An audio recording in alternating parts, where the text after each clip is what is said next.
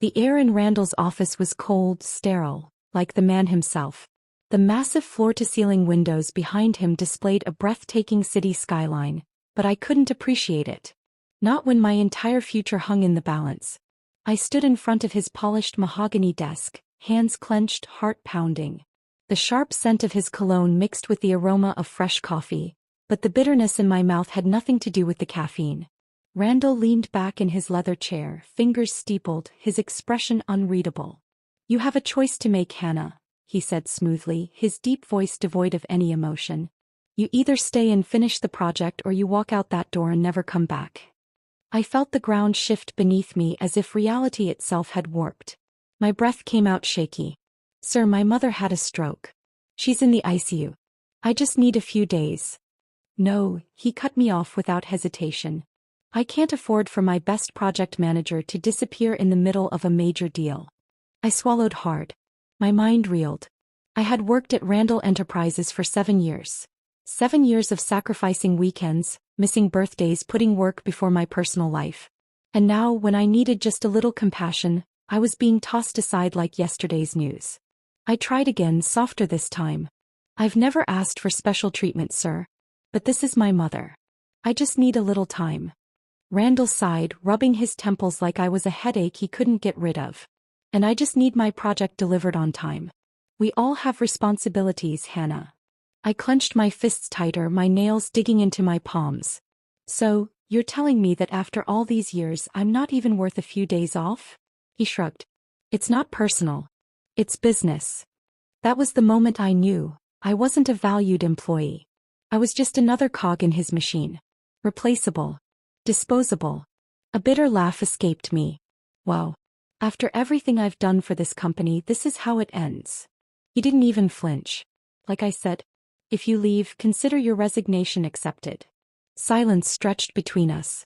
I should have begged. I should have compromised. I should have tried to keep my career afloat. Instead, I straightened my spine and said, "Then I quit." Randall smirked, leaning forward slightly. He thought I was bluffing. That I'd come crawling back in a few days, desperate, apologetic. "Are you sure?" he asked, voice laced with smug amusement. "Because once you walk out of here, there's no coming back." I met his gaze, my voice firm. "I've never been more sure of anything in my life." His smirk faltered. Without another word, I turned and walked to the door. My heels clicked against the polished marble floor. My pulse roared in my ears. When I reached the threshold, I hesitated for just a second. Then, without looking back, I walked out. My coworkers stared as I strode past their desks. Some looked shocked. Others avoided eye contact, afraid of being associated with me. A few, like Lisa, gave me a small nod of respect. I stepped into the elevator, the heavy doors sliding shut behind me. As I descended, reality crashed over me. I was jobless. I had no backup plan. But as I thought about Randall's smug face, his absolute certainty that I would fail without him, a slow, determined fire ignited in my chest. I wasn't just walking away from a job. I was walking toward a war. The moment I stepped out of Randall Enterprises' glass doors, the cool evening air hit me, sharp and unforgiving. The city buzzed around me. Cars honking, people chattering, life moving forward as if my entire world hadn't just flipped upside down. I had just quit my job. No safety net. No backup plan. But I had no regrets. The Uber ride to the hospital was a blur. My fingers trembled as I scrolled through my phone, staring at my bank balance. Enough for maybe 2 months if I was careful. Not great, but not catastrophic. Yet, the real catastrophe was lying in a hospital bed on the 3rd floor of St. Luke's Medical Center. As soon as I stepped into my mother's room, the beeping machines and sterile hospital air pushed everything else out of my mind. She looked so small, so fragile. The woman who had raised me alone, who had worked 2 jobs to put me through college, who had sacrificed everything for me. Now she was hooked up to machines, fighting to stay alive. A lump rose in my throat as I took her hand. "I'm here, Mom," I whispered, squeezing her fingers gently. She didn't respond. The doctors had said she was stable but weak. A stroke had taken its toll and recovery would be slow. She needed physical therapy, medications, constant monitoring. And all of that required money. Money I no longer had. I sat beside her for hours, watching the slow rise and fall of her chest. My mind kept circling back to the same question. What now? I had no job. No steady income. No way to pay the hospital bills piling up by the second. Randall thought he had backed me into a corner. But he had underestimated me. By the time the sun began to rise, I had made my decision. I wasn't going to find another job. I was going to build my own empire. And I was going to destroy his in the process. Starting a business from scratch wasn't going to be easy. But I wasn't exactly walking in blind. I had worked for Randall for 7 years. I knew everything about his company, his clients, his suppliers, his strengths, and more importantly, his weaknesses. Randall Enterprises was an industry giant, but it had one fatal flaw: arrogance. Randall treated his clients like they needed him, not the other way around. He overcharged them. He ignored their concerns. He assumed loyalty was guaranteed. I had been the one who maintained those client relationships. I knew what they wanted. And now I was going to give it to them. I grabbed my laptop and started making a list. 1. Key clients. Who were Randall's biggest accounts? Which ones had complained the most about his service? 2. Former colleagues. Who inside the company was unhappy? Who would be willing to leave and join me? 3. Market gaps. What could I offer that Randall wasn't? What was my competitive advantage? I spent the next 2 days making calls, reaching out to old colleagues and researching potential investors. The first call I made was to Lisa. Lisa had been with Randall Enterprises even longer than I had. She was one of the best marketing executives in the industry, but she was underpaid, overworked, and constantly overlooked for promotions. When she picked up, she sounded exhausted. "Hannah, I heard what happened. Are you okay?" "I will be," I said. "But I have a question for you. If I started my own company, something fresh, something innovative, would you be interested?" Silence. Then Lisa let out a slow, almost relieved laugh. "Are you serious?" "Dead serious." He didn't hesitate. "Then I'm in." I exhaled, relief washing over me. Lisa was my first recruit. Within the next few days I had 2 more. Michael, one of the best salespeople Randall had, and Priya, a financial analyst who had been quietly searching for a way out. 3 people wasn't much, but it was a start. We met in my tiny apartment, sitting around my kitchen table with coffee and notepads, mapping out our strategy. Lisa tapped her pen against the table. "We need a name. Something bold. Something that makes people take notice." I thought about it for a moment. "Nova Consulting." Michael raised an eyebrow. "Nova, like a star exploding?" I nodded. "Exactly. We're not just starting a company.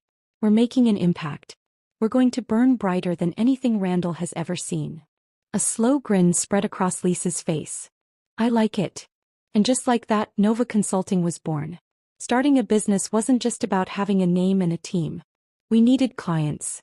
Randall had controlled the market for years, but he had made a mistake. He took his clients for granted.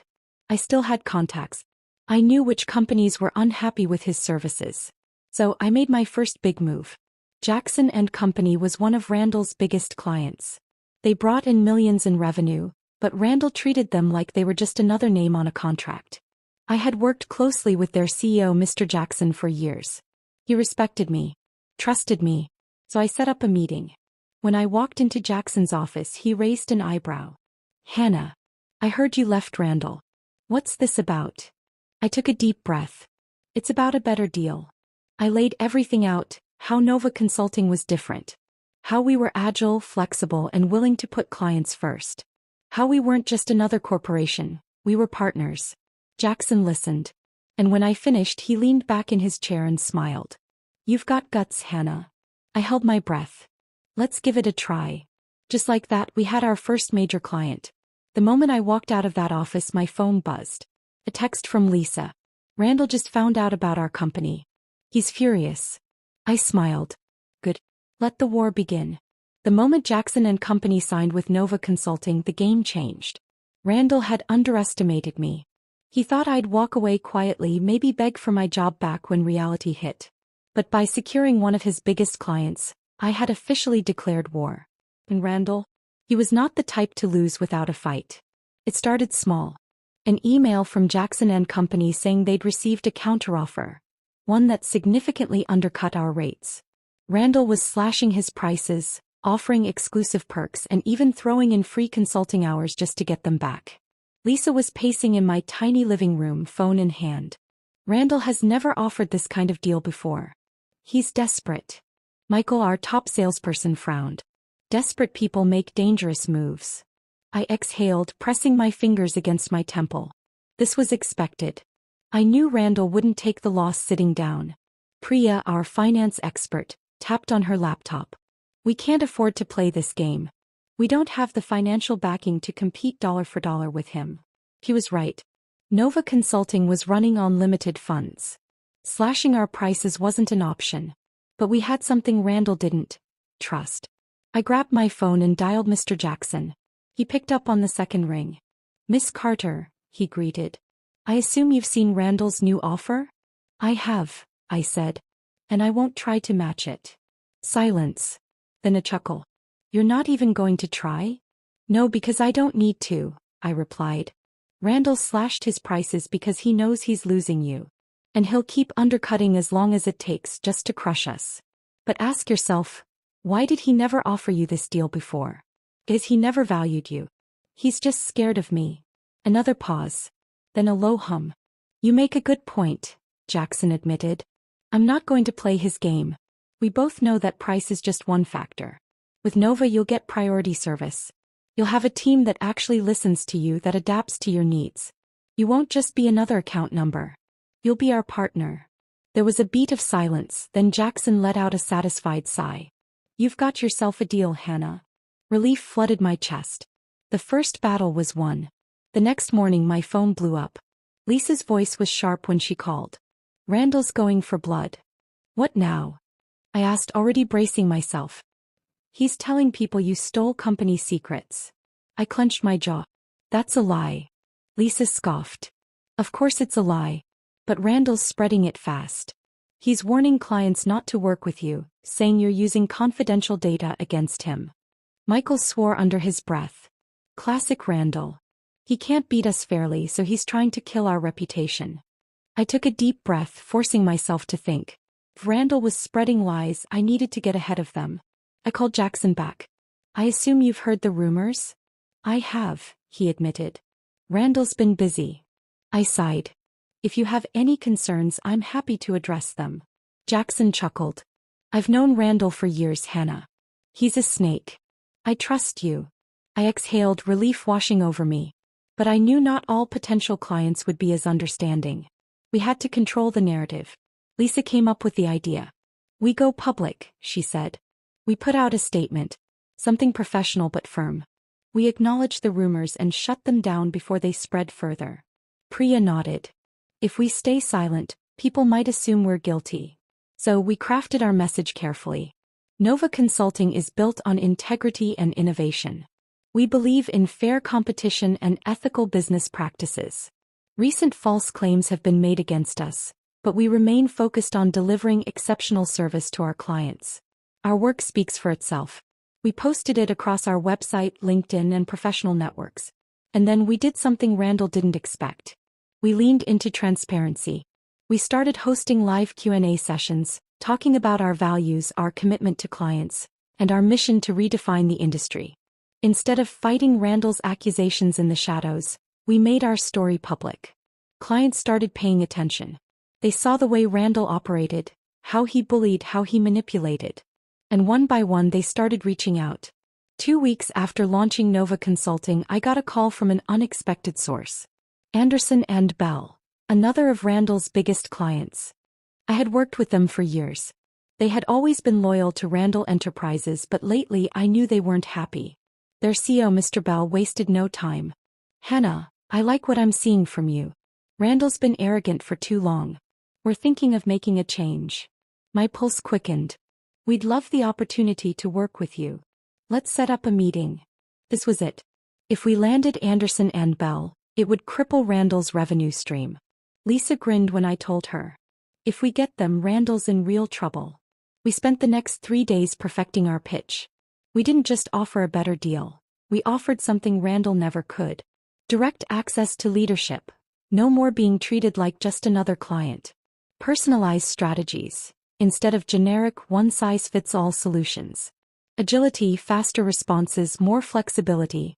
When we walked into that meeting, we owned the room. By the end, Mr. Bell shook my hand. Welcome aboard, Hannah. As we left the building, my phone buzzed. A text from Lisa. Randall just found out. He's losing his mind. I smirked. Good. Because this was just the beginning. Randall had ruled the industry like a king, sitting on his throne of arrogance, crushing anyone who dared to challenge him. He believed his empire was untouchable. But every king has a weakness. And I had just found his. 2 weeks after we secured Anderson and Bell, the cracks in Randall Enterprises were starting to show.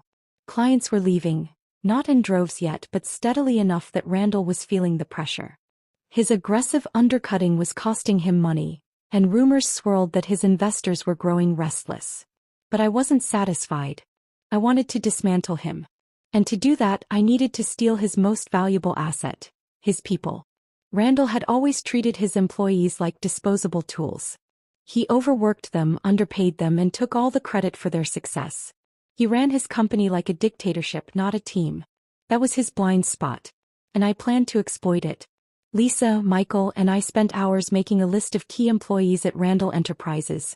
People who were talented but underappreciated. People like David Carter, a senior strategist whose ideas were often stolen by Randall. Sophia James, a client relations manager who was overworked and constantly blamed for Randall's failures. Jeremy Liu, a tech expert who had developed some of Randall's best systems, without ever getting proper credit. They were the backbone of Randall's company. If we could lure them away, we wouldn't just weaken him, we'd cripple him. We started discreetly. Lisa and I set up casual coffee meetings, making sure nothing could be traced back to us. We didn't push too hard, just planted seeds of doubt. Lisa met with Sophia first. I'm guessing Randall hasn't given you a raise in years? Lisa asked, stirring her coffee. Sophia let out a bitter laugh. Try 5 years. Every time I ask, he says I should be grateful to have a job. Lisa leaned in. What if I told you there's a company that actually values its employees? Sophia blinked. Are you offering me a job? Lisa smiled. I'm offering you a way out. Sophia didn't need much convincing. She signed with Nova Consulting the next week. Next was David. I met him at a quiet bar after work. You're the real brains behind most of Randall's strategies, aren't you? I asked casually. David snorted. If you're asking whether he takes credit for my work, the answer is yes. I leaned forward. I want to build a company where people like you actually get the recognition and the rewards you deserve. He studied me for a long moment. Then he smirked. I'm in. By the time Jeremy Liu joined us, Randall knew something was wrong. He stormed into an emergency meeting at Randall Enterprises, slamming his fist on the table. Why the hell are people leaving? He roared. His senior managers looked at each other, uncomfortable. Well, one of them muttered, they're going to Nova Consulting. Randall's face turned red. Hannah Carter. He should have known. And I wasn't done. Randall was bleeding. Losing key employees wasn't just a morale issue, it was a financial disaster. These weren't random hires, they were his best people. Losing them meant his company was now struggling to function. Clients started complaining. Projects were delayed. Investors were asking questions. That's when I launched my final attack. We released a public announcement. We at Nova Consulting are excited to welcome some of the industry's brightest minds to our team. Our mission is to create a workplace where innovation, respect, and employee well-being come first. Welcome aboard, Sophia, David, and Jeremy. It wasn't just a hiring announcement. It was a message. A message to Randall's remaining employees. You don't have to stay in his sinking ship. There's a better place for you. The floodgates opened. More employees started resigning. Randall tried to stop them. He threatened lawsuits, tried to enforce non-compete clauses. But he couldn't stop the inevitable. His kingdom was collapsing. And I was the one holding the wrecking ball. Randall Enterprises had stood tall for years. A corporate giant that dominated the industry through intimidation, underhanded tactics, and sheer arrogance. But no empire lasts forever. And I had made sure of that. After we stole his top employees, Randall lost control. His projects fell apart. Clients grew restless. His investors started to panic. Lisa was the first to notice the cracks widening. Randall just sent a mass email to all employees, she said, scrolling through her phone. He's offering huge bonuses to anyone who stays for the next 6 months. Michael raised an eyebrow. Sounds like a sinking ship trying to plug the holes. I smirked. Exactly. But I knew Randall. He wouldn't go down without a fight. The next week Randall played his last card. He called a press conference. I watched the live stream from my office, arms crossed, waiting for the spectacle. Randall stood at the podium, his usual arrogant smirk slightly forced. There have been false rumors spread about my company, he began. Certain disloyal individuals have attempted to sabotage our business by stealing employees and clients. I rolled my eyes. Classic Randall, blame everyone but himself. We are stronger than ever, he continued. And we have exciting new deals that will prove Randall Enterprises is still the best in the industry. The reporters didn't buy it. One of them, a sharp-looking woman in a gray suit, raised her hand. Mr. Randall, several of your key clients have already switched to Nova Consulting. Can you comment on why they're leaving? Randall's jaw clenched. Some clients don't appreciate loyalty, he said coldly. But we have plenty of new business coming in. Another reporter jumped in. And what about your employees? We've heard that many of your top executives have resigned in the last month. Is your company struggling? Randall forced a laugh. We are restructuring. I grinned.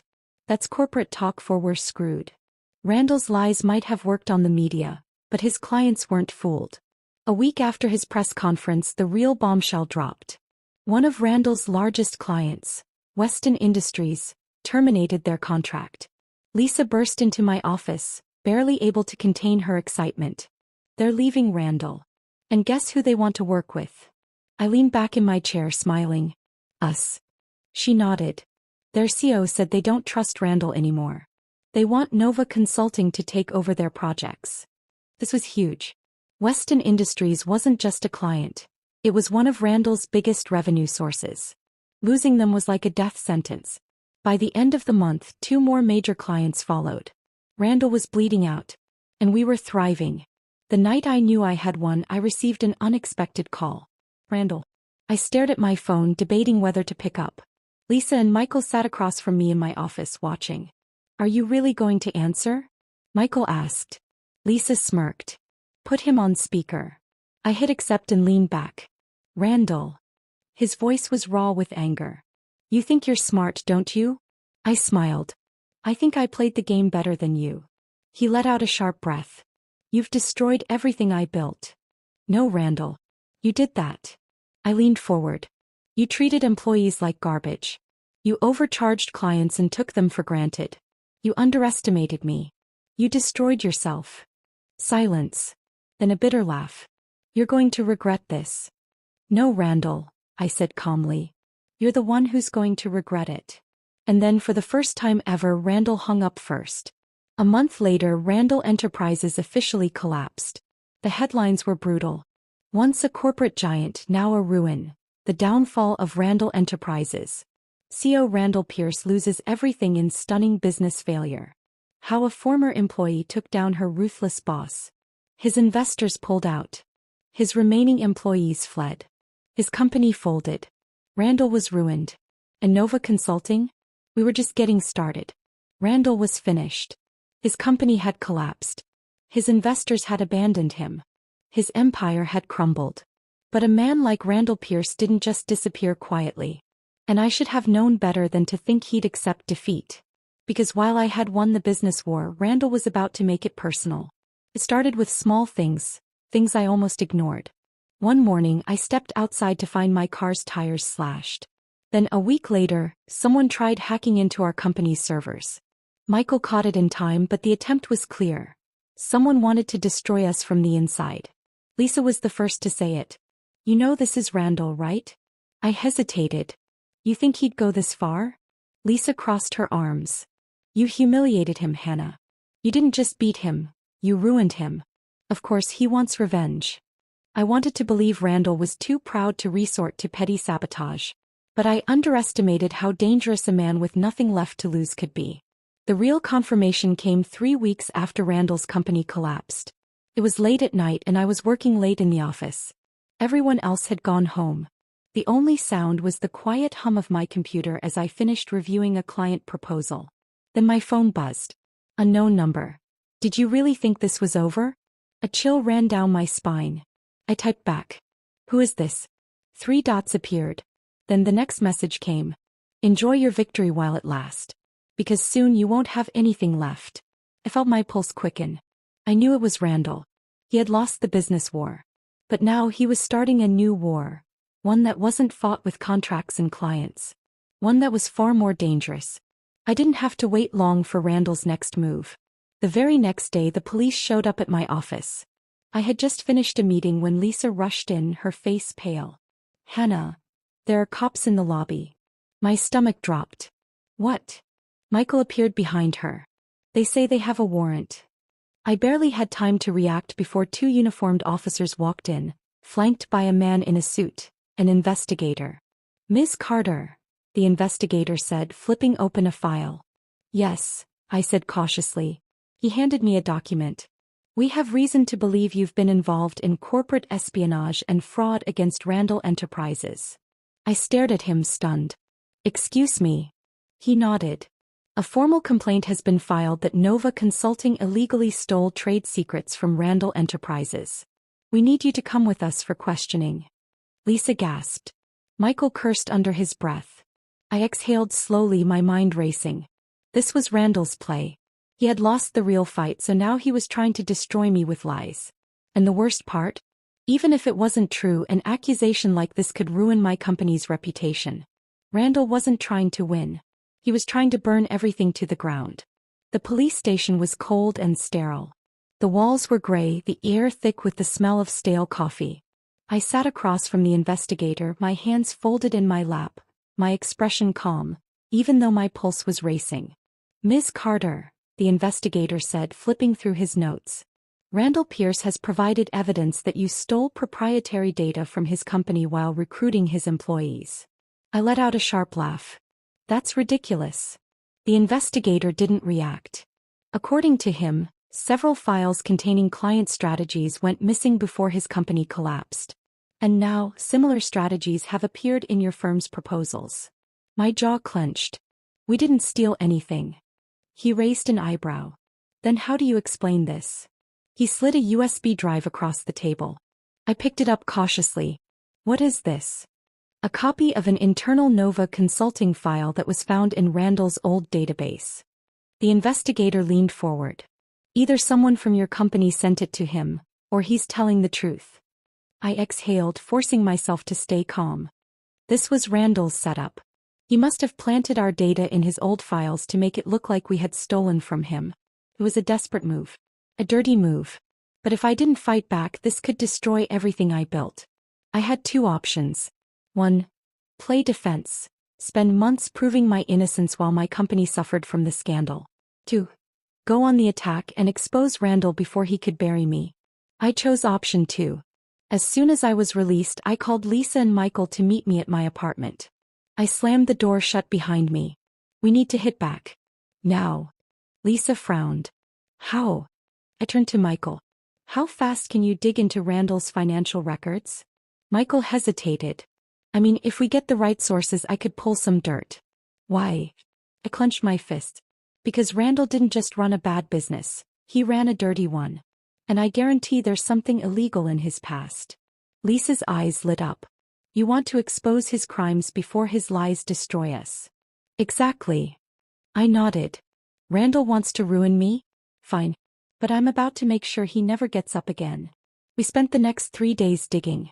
And what we found was worse than I ever imagined. Randall had been cooking his company's books for years, falsifying profits, hiding debts, and defrauding his investors. And the best part? Lisa found emails, direct evidence of him forging financial reports. This wasn't just a business scandal. This was criminal fraud. And the moment we had the proof, I made one phone call. To a reporter. Because if Randall wanted a war, I was going to end it. For good. Randall thought he had me cornered. He thought his false accusations would be enough to destroy my company, my reputation, and everything I had built. But what he didn't realize was this. I wasn't just fighting to clear my name. I was fighting to bury him forever. And when I struck back, I made sure he never got up again. The moment we gathered solid proof of Randall's financial crimes, I wasted no time. I sent the evidence to 3 places. 1. An investigative journalist. someone who specialized in uncovering corporate fraud. 2. The SEC, Securities and Exchange Commission, because Randall's financial lies meant serious legal trouble. 3. The police, since fraud on this level wasn't just a business crime, it was a felony. And then, I waited, because once the truth was out, Randall's days were numbered. It started with an article. Former CEO Randall Pierce accused of corporate fraud, millions of dollars in fake profits uncovered. The headline hit the news like a bomb. Within hours, the story spread across every major business network.